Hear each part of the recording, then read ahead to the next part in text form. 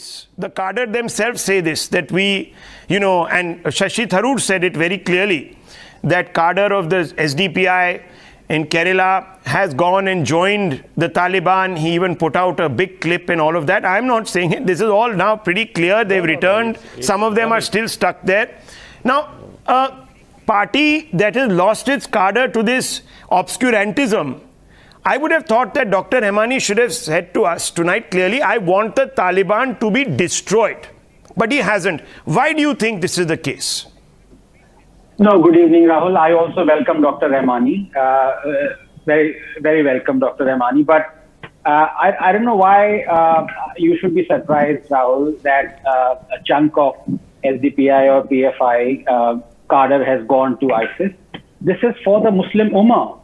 And yesterday, when this terrorist Gilani died, I was going through the translation of his book, which was published in 1995, and I came upon a startling quote where Gilani is pleading to the Mujahideen of Afghanistan in 1980s, and I quote him. He says, I plead to you, Afghan Mujahideen, to come to Kashmir and liberate us and fulfill your Ummah religious commitment.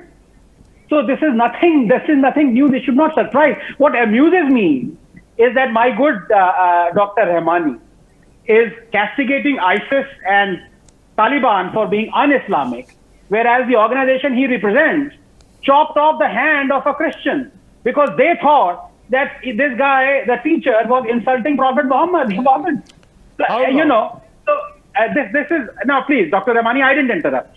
Please, let's maintain the decorum. So Rahul, very quickly, you must understand, Rahul, that this is nothing new. Look, in 2019, the reputed German newspaper Welt came up with an astonishing statistic in its report, quote, 18 years of terror.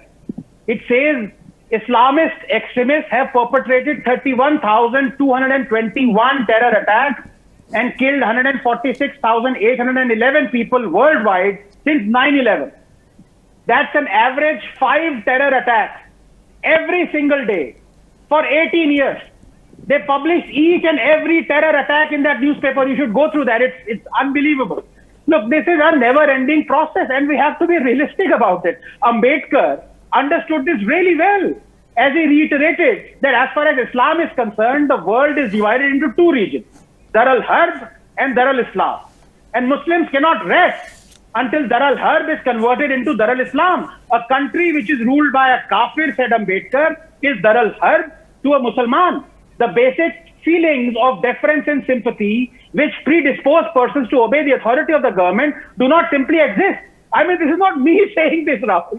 So Muslim apologists or Dr. Rahmani should direct their rage at Ambedkar, not me. Please, I don't know why I become the fall guy. But then what will happen if they direct their rage to Ambedkar? What will happen to Jai Bhim, Jai Meen? Look, every single time the apologists cringe at Islamist violence or retribution, they bring out the excuse of context or interpretation so as to hide the true meaning. This despite them knowing very well that most such decrees are open-ended and for all time. Just who is a believer or a non-believer has been explicitly defined in the Holy Book. 33, 36, 3, 132, 8, 2, 49, 15. And the disbelievers of that time, polytheists, Christians, Jews, apostates, were seen to possess certain characteristics. And it is these characteristics that are condemned and ordered to be punished in the Holy Book. The orders are not for the non-believers of that time. They are for anyone who possesses these characteristics for all time. All Muslim schools accept this. 1.8 billion Muslims accept this. So they are wrong. And these handful of deceiving moderates are right. Look, those who abuse Allah and His messengers, Allah has cursed them and prepared for them a humiliating punishment, is context devoid. Those who disbelieve in our verses, we will drive them into a fire. 456 is context devoid.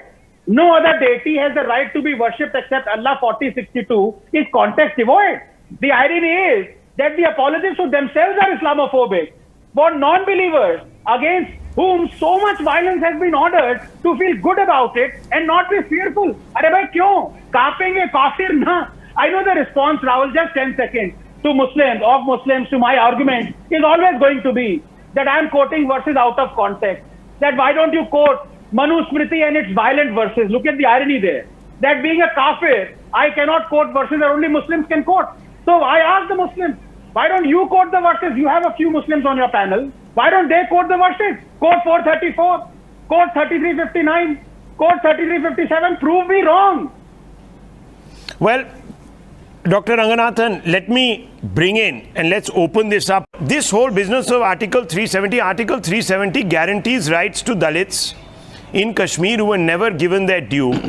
And this is the same community, the Bhim, in the meme, that people like OAC, the SDPI want to cultivate. So I don't understand why they would want to see the restoration of Article 370.